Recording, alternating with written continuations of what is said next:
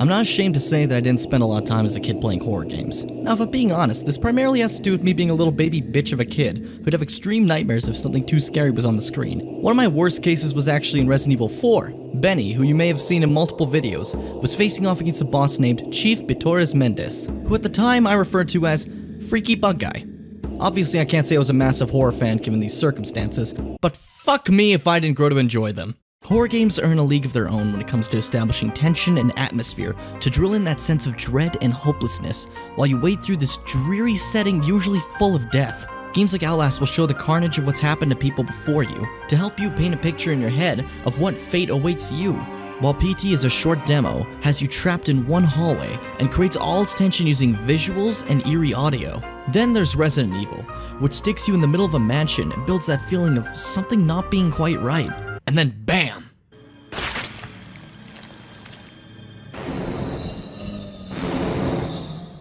The reveal of the horror. Each game does this in its own way and it can be magical. The first zombie in Resident Evil, the first look at the creepy ghost lady in PT, seeing all those corpses in Outlast and wondering who the fuck could have done this, and then Santa Claus grabs you and throws you out a window and concusses your ass. This discussion in atmosphere is important when we bring up the topic of Resident Evil. Resident Evil as a series has always had this layer of tension and horrific atmosphere. In the first game, you explore the suspicious mansion and discover the horrors within. The second game has you viewing the fall of a city and watching the lives of innocents die all around you. The third game has fucking Nemesis! But then, a change in the game's formula begins in 4. Although the atmosphere still exists, something was lost. You feel like it's a mission to fight back and not just survive. Action begins to play a bigger role, and that's where Resident Evil 5 comes in. In this game, you probably aren't scared or tense in any way. It just becomes another situation of, what's the next group of enemies to defeat? While the game isn't bad, the horrific approach is dead and buried. This is even more apparent in Resident Evil 6, where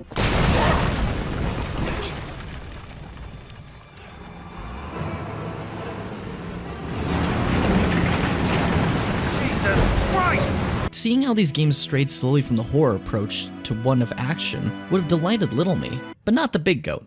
Big Goat wants to be afraid, so imagine my hesitation when they revealed they made a 7th Resident Evil game and that it was supposed to be horror-focused. I didn't think I could trust them, but fuck me, they did it. Resident Evil 7 delivers on the atmosphere and the tension throughout the entire game. It's clear they took what the fans have been saying to heart and decided to run with the complaints in mind rather than shutting them down. Immediately, the contrast between the freeing outdoors and the claustrophobic inside is set the moment you enter the first door and it shuts behind you, trapping you in a house filled with darkness. Eerie creaks and rattles are heard as you explore what looks like to be an abandoned home. Now this is tension, not whatever the fuck this is. Atmosphere is one thing, but how about the gameplay? You basically just shoot shit. Just like the classics, your bullets mean fuck all. Pump them into Jack and at most, you'll fall over.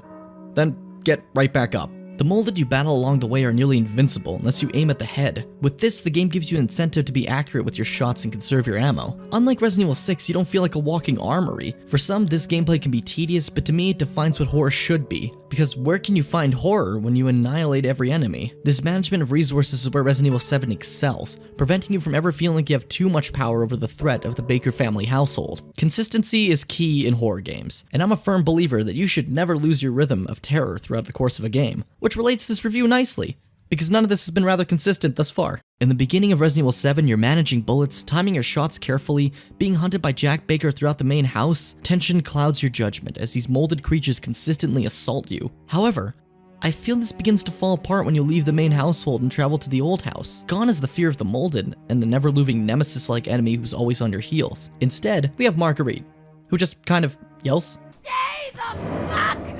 out!" Instead of the molded, you get these asshole gigantic flies who fail to capture any of the fear or tension that the molded carried. Now, it's not to say all of the old house is a mess. The top floor is amazingly done, and really made my arm hairs stand up straight as I journeyed through it, and the area is capped off with a fun boss fight that makes you feel like you're being stalked the entire time. With this lapse in consistency, I assumed things would start to behave much like the main house again. And that's true in a sense. Upon revisiting the main house, all the tension and fear is brought back up to a high as you revisit old areas now corrupted and covered in enemies, but it all falls apart when you go to Lucas's Saw-like side of the house, where nothing is fucking scary at all. To top it off, this is the last time you're in the house and able to explore, and there's no horror here. Why would I want to explore at this point? Thank goodness that tension gets brought back during the shipwreck area, but it's muddled with an action-like flashback and a final mine area that's just kill these guys, topping up with the final boss that isn't really a boss. You just kind of stand in the back of the room and shoot it. This is the biggest flaw of Resident Evil 7. There's no consistency between the terror and the gauntlets of enemies. This is a game filled to the brim with amazing ideas that absorb you into a world that the main character Ethan is trapped in and causes this ever-looming sense of danger to take over your every being. Yet it fails to keep this beautiful approach throughout the entire game. Many areas of the game disregard the horror in favor of throwing a bunch of dudes and traps at you to create a challenge. Resident Evil 7 could have been a masterpiece, but as it is, I'll have to give it a 3 out of 5. Now, it's definitely worth your time and effort, I'd say, but it's still not the horror masterpiece that I'm waiting for Resident Evil to become once again.